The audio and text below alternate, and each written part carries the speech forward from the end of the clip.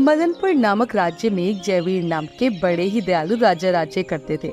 वो बड़े ही दयालु और उदार थे। वो अपनी प्रजा का बहुत ही अच्छे से ध्यान रखते थे और उनकी हर समस्या को अच्छे से ध्यान से सुनते और समझते थे।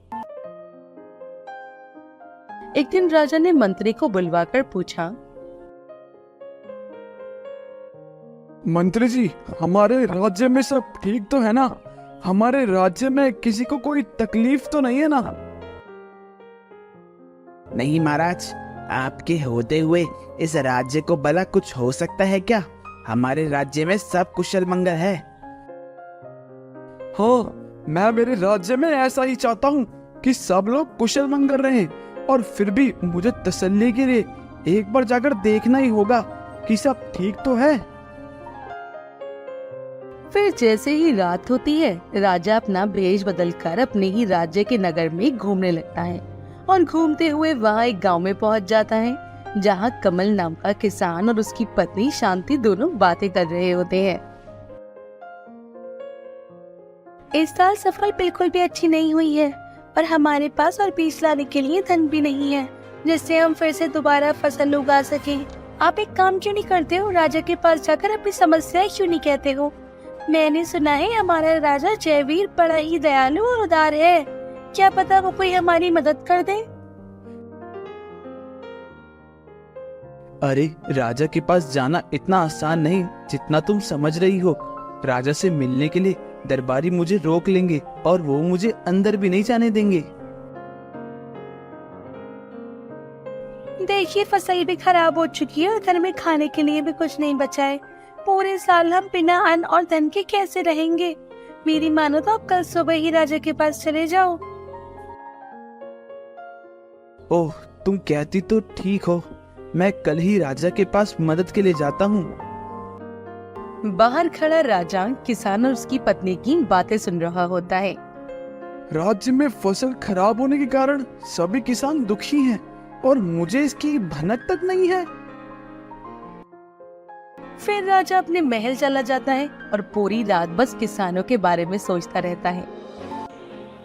सुबह होते ही राजा जयवीर सभी किसानों के खेतों में पहुंच जाता है और उनकी खराब फसल देखता है, जिनमें कमल किसान की भी फसल होती है।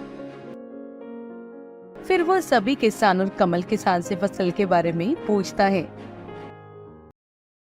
ये तुम्हारी फसल को क्या हुआ है? ये खराब कैसे हो गया?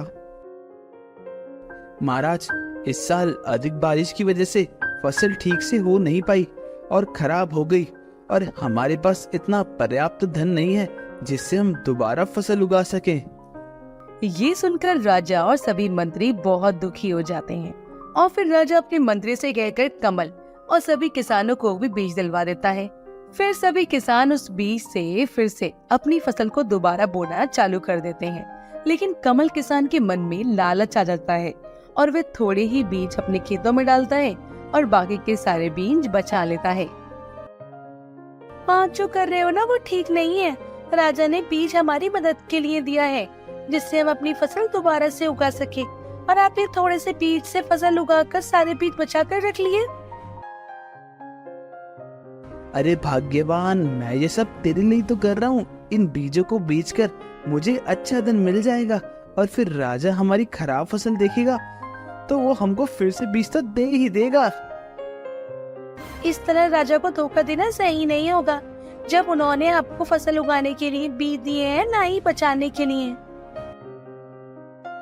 अरे बेवकूफ, राजा बड़ा ही दयालु है और जब वो हमारी खराब फसल देखेगा ना तो वो हमें फिर से बीज दे देगा और हम फिर से फसल उगा लेंगे। मैं फिर से कह रही हूँ ये ठीक नहीं है, कहीं ऐसा ना हो आपको पछताना पड़े। कमल की पत्नी कमल को खूब समझाती है, पर वो उसकी एक बात नहीं सुनता और सारा धन बचा लेता है।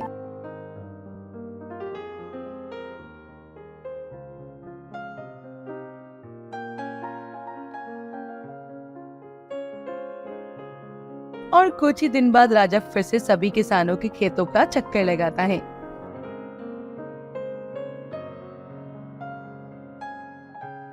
किसानों की अच्छी फसल हुई है इस बार तो।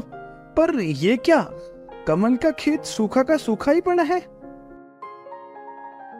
फिर राजा कमल से उसकी खराब फसल के बारे में पूछता है। महाराज, आपने जो बीज मुझे खेतों में उगाने के लिए दिए थे ना, वो ना जाने कहाँ गायब हो गए, और मेरे पास इतना धन भी नहीं था जिससे मैं दोबारा फसल को उगा सकूं। ठीक है, तुम चिंता मत करो, मैं तुम्हें फिर से बीज दिलवा दूंगा जिससे तुम अपनी फसल उगा सकोगे। ये सुनकर कमल बहुत ही खुश होता है।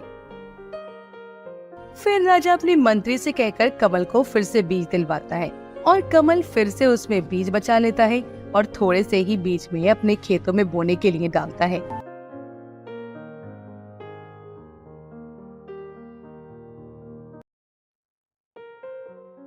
कुछ ही दिनों के बाद राजा फिर से सभी किसानों के खेतों का चक्कर लगाने आते हैं, तो वह फिर से कमल की खराब फसल को देखता है। तो वह कहता है, अरे क्या, इस बार भी कमल की फसल खराब है? पर कैसे, क्यों? कमल, मैंने तो तुम्हें बढ़िया बीज दिए थे, फिर भी तुम्हारी फसल क्यों खराब हो गई? महाराज, इस बार भी जो आपने बीज दिए थे वो ना जाने कहाँ गायब हो गए। पता ही नहीं हो रहा महाराज, ये बीज जा कहाँ रहे हैं। अच्छा, हर बार बीज खराब तो नहीं हो सकते, जरूर दाग में कुछ काला है, मुझे पता लगाना होगा। फिर राजा कमल को इस बार बीज के बदले धन देता है।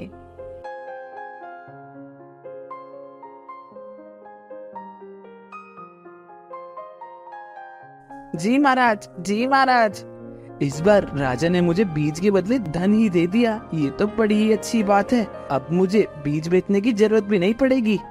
फिर कमल खुशी खुशी घर चला जाता है और जाकर पोटली को एक जगह रख देता है और फिर सोने चला जाता है। और फिर जैसे ही रात होती है तो उस पोटली को काट कर चूहे निकलते हैं, क्योंकि राजा ने उस पोटली में चूहे रख दिए थे। तो वो चूहे कमल के सारे जमा किए हुए बीजों को खा जाते हैं। मेरा धन, अरे मेरा धन कहाँ गया? ये अलमारी में तो रखा था, मैं तो लुट गया, बर्बाद हो गया। अब मैं फसल के लिए बीज कहाँ से लेकर आऊंगा?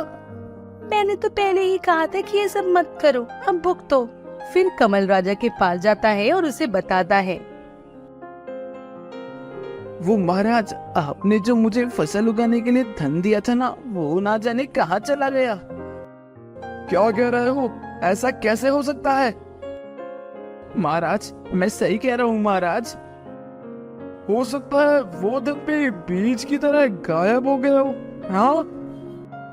नहीं महाराज, धन कैसे गायब हो सकता है? क्यों, जब बीज गायब हो सकते हैं तो धन भी तो गायब हो सकता है ना? ये सुनते ही कमल को सब समझ आ जाता है। तभी राजा कमल को बंदी बनाने के लिए कहता है, नहीं महाराज, माफी महाराज, माफी, मुझे माफ कर दीजिए महाराज, मैं लालच में अंधा हो गया था। फिर राजा कमल की बहुत माफी मांगने पर उसे माफ कर देता है और उसे जाने भी देता है। अब सुन कमल, अगले 2 साल तक तू राज को उसको अपनी फसल का आधा हिस्सा देगा, समझा ना? इस तरह कमल को उसके किए की सजा मिल जाती है और उसे सबक भी मिल जाता है।